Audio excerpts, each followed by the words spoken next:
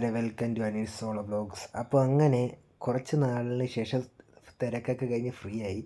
അപ്പോഴേക്ക് ഞാൻ വിചാരിച്ചു പൂജപ്പുര ഒന്ന് പോയേക്കാന്ന്. അങ്ങനെ റൈഡിൽ ആദ്യമേ അങ്ങ് കയറി. പിന്നെ ഞാൻ എൻ്റെ ഫ്രണ്ട്സിനെ കൂട്ടിക്കൊണ്ട് വരാമെന്നാണ് വിചാരിച്ചത്. അപ്പോൾ അവന്മാർക്ക് ജോലി കഴിഞ്ഞ് ഫ്രീ ആയില്ല. അവന്മാർ ഫ്രീ ആയിരുന്നപ്പോൾ വിളിച്ച സമയത്ത് ഞാൻ ജോലി ടൈമിലായിരുന്നു.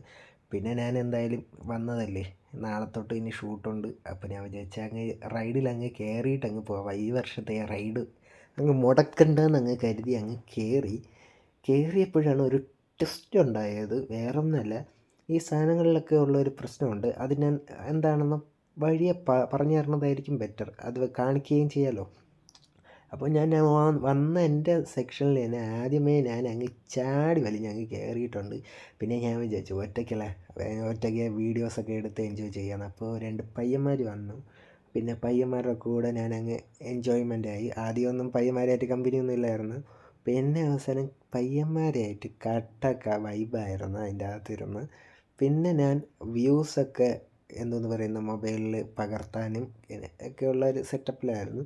അപ്പോൾ കുഴപ്പമില്ല. ഇത്തവണ ഞാൻ നോക്കിയതിൽ റൈഡ്സൊക്കെ പഴയ കാര്യങ്ങൾ തന്നെ, വേറെ ഒന്നും മാറ്റങ്ങളൊന്നും വന്നിട്ടില്ല. പിന്നെ എന്ന് പറഞ്ഞു കഴിഞ്ഞാൽ ക്രൗഡില്ല. കാരണം നിങ്ങൾക്ക് ഒരു ബെറ്റർ ഓപ്ഷൻ ഞാൻ പറഞ്ഞുതരാം. നിങ്ങൾ വരണമെങ്കിൽ, തിരക്കൊന്നുമില്ലാതെ റൈഡിലൊക്കെ കയറണമെങ്കിൽ വേറെ ഒന്നും ചെയ്യല്. ഡയറക്റ്റ് കാവടിയെല്ലാം കഴിഞ്ഞ് എല്ലാം ഫ്രീ ആയതിനു ശേഷം ഒന്നില്ലെങ്കിൽ പിറ്റേ ദിവസം പോവുക, ഇല്ലെങ്കിൽ അതിൻ്റെ പിറ്റേ ദിവസം പോവുക. എന്തായാലും 2-3 ദിവസം എന്തായാലും അവിടെ ഈ സംഭവങ്ങളൊക്കെ കാണും. അപ്പോൾ തിരക്കില്ലാതെ ക്രൗഡൊന്നും ഇല്ലാതെ സമാധാനത്തിൽ എല്ലാ റൈഡിലും കയറി അടിച്ച് പൊളിച്ചിട്ടൊക്കെ പോവാം. മനസ്സിലായില്ലേ? തിരക്കൊന്നും ഇല്ലാതെ ടക്കെന്ന് തന്നെ എല്ലാത്തിലും കയറി എൻജോയ്മെൻറ്റ് ചെയ്യാം. ഓക്കെ. അപ്പോൾ ഇത്തവണ ഭയങ്കര റേറ്റ് കൂടിയെന്ന് തോന്നുന്നു. നേരത്തേക്ക് 60 രൂപ എന്തോ ആയിരുന്നു. ഇപ്പം ഒരു റൈഡിന് 100 രൂപ വെച്ചായി. പക്ഷേ എന്തിനാണ് റൈഡിന് റേറ്റ് കൂട്ടണേന്ന് എനിക്ക് ഒരു പിടുത്തം കിട്ടിയിട്ടില്ല. കാരണം അതിൻ്റെതായ കുറവുകളുണ്ട്. ഞാൻ നോക്കിയപ്പോഴേക്ക് നമ്മൾ ഇരിക്കുന്ന സീറ്റൊക്കെ നൂൽക്കമ്പിയൊക്കെ വെച്ചാണ് ഇവന്മാർ ചുറ്റി വെച്ചിരിക്കുന്നത്. ഈ കൊടുക്കുന്ന പൈസയ്ക്കുള്ള പ്രൊട്ടക്ഷൻ രീതിയും കൂടെ തരണ്ടേ ഇവന്മാർ? അതൊന്നുമില്ല. എൻജോയ് ചെയ്യാം. ഇതൊന്നും നോക്കാതെ വേണമെങ്കിൽ എൻജോയ് ചെയ്യാം. പിന്നെ ഞാൻ പറഞ്ഞ ഒരെണ്ണം ഇതാണ്, കേട്ടോക്കൂ നിങ്ങൾ.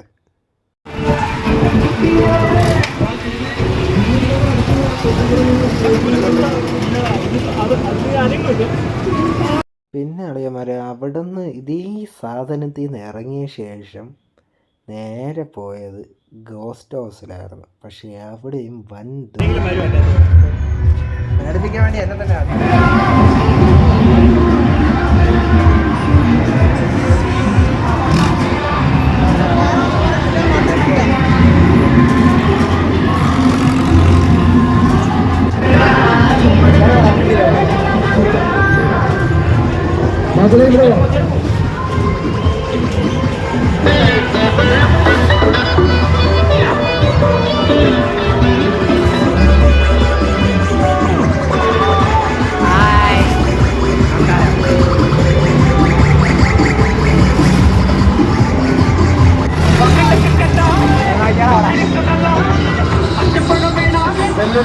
കലാകാരന്മാർക്ക് വെറുതെയാണ് ഈ പ്രദർശനങ്ങൾ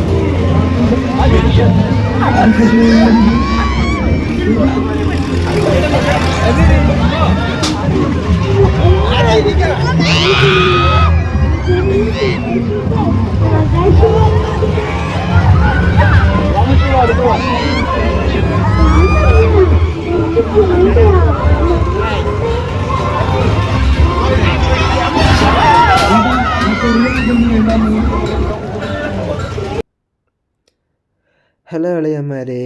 അപ്പോൾ അങ്ങനെ ഞാൻ വീട്ടിലെത്തി.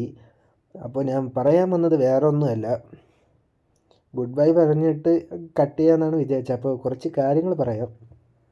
ഫസ്റ്റ് വൺ, ജയിൻറ്റ് വില്ല് കയറിയപ്പോൾ അനുഭവം. അത് പൊട്ടി വീഴുമെന്നുള്ള പേടി മാത്രമേ ഉണ്ടായിരുന്നുള്ളൂ, വേറെ ഒരു പേടിയും ഇല്ലായിരുന്നു.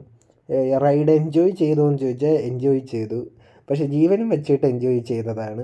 വേറെ ഒന്നുമല്ല, അത് പൊട്ടി വീഴോ ഇല്ലയെന്ന്. കാരണം അതിൽ നിന്ന് ആദ്യമൊന്നും ഒരു സൗണ്ടും ഇല്ലായിരുന്നു, പിന്നെ നോക്കിയപ്പോൾ കടക്ക പുടുക്കമെന്നുള്ള സൗണ്ട്സ് ഉണ്ടായിരുന്നു. First one. അപ്പോൾ നമ്മൾ കൊടുക്കുന്ന പൈസ എന്ന് പറഞ്ഞു കഴിഞ്ഞാൽ ഒരാളിൽ നിന്ന് 100 രൂപ വെച്ചാണ് വാങ്ങുന്നത്. അപ്പോൾ ലക്ഷക്കണക്കിന് ആൾക്കാർ അതിൻ്റെ അകത്ത് കയറുന്നതാണ്. അപ്പോൾ അവന്മാർക്കൊന്ന് ഡെയിലി ഒന്ന് ചെക്ക് ചെയ്യാനുള്ള ഇതൊക്കെ കാണിക്കണം. ഇല്ലെങ്കിൽ ഇതിൻ്റെതായ ആൾക്കാർ ഇത് നിർമ്മിക്കാനായിട്ട് അനുവാദം കൊടുക്കുമ്പോഴേക്കും എന്നടുത്ത് വച്ചോടാന്ന് പറഞ്ഞ് കൊടുക്കുമ്പോൾ ഇതൊക്കെ ഒന്ന് ആരാണോ മെയിൻ ആൾ, അവർ വന്ന് ഇതൊന്ന് ചെക്ക് ചെയ്യണം, എന്തെങ്കിലും കംപ്ലയിൻസ് ഉണ്ടോ ഇല്ലയെന്ന്. നിങ്ങൾ തന്നെ കുറേ കാണുന്നില്ലേ, ജയിൻറ്റ് വില്ലിൽ നിന്ന് വീഴുന്നു, മറ്റിടത്തുനിന്ന് വീഴുന്നു, അതിൽ നിന്ന് വീഴുന്നു എന്നൊക്കെ കേൾക്കുന്നില്ലേ. അപ്പോൾ ഇവന്മാർക്ക് വേറെ ഒന്നുമില്ല, പോയി കഴിഞ്ഞാൽ വീണവൻ അവൻ്റെ കൈയോ കാലോ ഒടിഞ്ഞ് അവന് പൈസ കൊടുത്ത് ഇതാക്കുക, ഇല്ലെങ്കിൽ ചത്ത് മലർന്നു പോയി അവന് ഇതാക്കുക, അങ്ങനെ കരുതുള്ളൂ, വേറെ ഒന്നും കരുതൂല അവന്മാർ. നമ്മുടെ ജീവൻ നമുക്കാണ് വിലപ്പെട്ടത്, അവന്മാർക്ക് വിലപ്പെട്ടതൊന്നുമില്ല. അവന്മാർ പൈസ വേറെ ഒന്നും നോക്കുന്നില്ല കേട്ടോ. അപ്പോൾ നമ്മളും കയറാൻ നേരത്ത് നോക്കണം, ഇതൊക്കെ നല്ലതാണോ എന്നൊന്ന് ആട്ടിയൊക്കെ നോക്കിയിട്ട് കയറണം. പണ്ടൊന്നും ഇത് അങ്ങനെ ഒരു ഇഷ്യൂ എനിക്ക് ഫീൽ ചെയ്തിട്ടില്ലായിരുന്നു. ഇപ്പോൾ ഞാൻ നോക്കിയപ്പോൾ അതുണ്ട്. ഇനി കയറുമ്പോഴൊക്കെ ഇതൊക്കെ ഒന്ന് കംപ്ലയിൻ്റ് ഉണ്ടോയെന്നൊക്കെ നോക്കിയിട്ട് വേണം കയറാൻ, നമ്മുടെ ജീവൻ. പിന്നെ ഗോസ്റ്റ് ഹൗസിൽ പോയ സ്റ്റോറി ആണെങ്കിൽ എൻ്റെ പൊന്നളിയ വൻ ശോകം. കൊച്ചു പിള്ളേരെ പേടിപ്പിക്കാനും എന്തെന്ന് പറഞ്ഞാൽ ഗട്സ് ഇല്ലാത്ത പയ്യന്മാരെയും പെൺപിള്ളേരെയും പേടിപ്പിക്കാനും ബെസ്റ്റാണ്. പക്ഷേ തൻ്റെ ഇടമായിട്ട് ഒരുത്തൻ കയറി കഴിഞ്ഞാൽ പേടിപ്പിക്കാനായിട്ടൊന്നുമില്ല. നിങ്ങൾ തന്നെ കണ്ടതാണ്, അതിലൊരു ബ്ലാക്ക് തുണിയിട്ട് മാസ്ക് ഇട്ട ഒരാൾ വീൽ ചെയറിൽ ഒരു പെട്ടിക്കകത്ത് ഒരു കുട്ടിച്ചാത്ത ഇരുന്നില്ലേ, വെള്ള കുട്ടിച്ചാത്ത, അതിൻ്റെ തൊട്ടടുത്ത് ഒരാൾ വീൽ ചെയറും ഉണ്ടായിരുന്നു. ഈ 2 പേരും പണിയെടുക്കാൻ വന്നില്ല, അവിടെ ഇരിക്കാൻ വേണ്ടി വന്നതാണ്. ഞാൻ നോക്കിയപ്പോൾ ഒന്നും അനങ്ങണ പോലുമില്ല, അവന്മാർ പേടിപ്പിക്കാനായിട്ട് പറഞ്ഞത് പോലുമില്ല. പിന്നെ കയറി ചെല്ലുമ്പോൾ നമ്മൾ വിചാരിക്കും, അയ്യോ യാവനോ വന്ന് പേടിപ്പിക്കുക, ഇല്ലെങ്കിൽ എന്തോ വന്ന് സാധനം എന്താകത്ത് വീഴും എന്നൊക്കെ വിചാരിച്ച് നമ്മൾ ആ ഒരു ഹൊറർ മൂഡിൽ ചെന്ന് കയറുമ്പോഴേക്ക് സംഭവം ഇതൊക്കെ ഉള്ളൂ. അവന്മാർ പേടിപ്പിക്കുകയില്ല, ഒന്നുമില്ല. കൊച്ചു പിള്ളേരെ വലുതാണെങ്കിൽ പേടിപ്പിക്കും. ഞാനും വിചാരിച്ചു, ഞാൻ ആദ്യമായിട്ടാണ് കയറണം, ഇന്നാണ് കയറുന്നത്, എന്നിട്ട് പോലും എനിക്കൊരു പേടിയും തോന്നിയിട്ടില്ല. അപ്പോൾ എങ്ങനെ ആകെ ഉള്ളത് ലാസ്റ്റ് വന്ന പൂജാരി പയ്യൻ, അവന് ഡണ്ണാണ്. എന്താ പറയുക, അവൻ ആ ഒരു സാധനം വെച്ചെങ്കിലും പേടിപ്പിക്കാൻ നോക്കി. ഓക്കെ, അതുകൊണ്ട് അവൻ ഓക്കെയാണ്. ബാക്കി 2 എണ്ണം വയ്യ, ചത്ത് നിൽക്കുകയാണെന്ന്. കാരണം ചിലപ്പോൾ ഇത്തരം ക്രൗഡ് ഉള്ളവരുടെ ചത്ത് നിൽക്കണതാണോ, അങ്ങനെയാണെങ്കിൽ ആൾക്കാർ മാറ്റിയും തിരിച്ച് നിൽക്കണം. അങ്ങനെ ചെയ്യണം. ആ പൈസ എനിക്ക് നഷ്ടക്കച്ചവടം എന്ന് പറയാം. പിന്നെ ഇതിനേം കാട്ടി മെയിനായിട്ട് ആരും ഗൂഗിൾ പേ യൂസ് ചെയ്യല്. കാരണം വേറെ ഒന്നുമല്ല, എനിക്ക് 2 അടുത്ത് അബദ്ധം പറ്റി. ഞാൻ ഗൂഗിൾ പേ ചെയ്യുന്നു, അതിൻ്റെ അകത്ത് പൈസ പിന്നീട് അവർക്ക് സെൻഡ് ആവുന്നുള്ള രീതി കാണിക്കുന്നു. അതുകൊണ്ട് ക്യാഷും കൊണ്ടുപോവുക. ഫസ്റ്റ് വൺ അവന്മാർക്ക് ഡബിൾ പേയ്മെൻ്റ് ആയിട്ട് കിട്ടുന്ന, എനിക്ക് 2 വട്ടം 2 റൈഡിൽ കയറാൻ നേരത്ത് അബദ്ധം പറ്റി. ഗൂഗിൾ പേ വിശ്വസിച്ചതാണ്, ചതിച്ചു. എന്ത് പറയുക. അപ്പോൾ ഇങ്ങനെയുള്ള കാര്യങ്ങളൊക്കെ ഉണ്ട്. അപ്പോൾ ക്യാഷും കൊണ്ട് നിങ്ങൾ പോവുക. ഇത് ഞാൻ പഠിച്ചൊരു പാഠമാണ്, അത് നിങ്ങൾക്കും ഞാൻ തരുന്നു. അപ്പോൾ ശരി, ടാറ്റ, ബൈ ബൈ. ഇതേപോലെ എന്തെങ്കിലും ഉണ്ടെങ്കിൽ ഞാൻ നിങ്ങളെ അറിയിക്കുന്നതായിരിക്കും. ഇച്ചിരി ടയേർഡാണ്. അപ്പോൾ ശരി, ടാറ്റ, ബൈ ബൈ. അപ്പോൾ അടുത്ത വീഡിയോയിൽ കാണാം.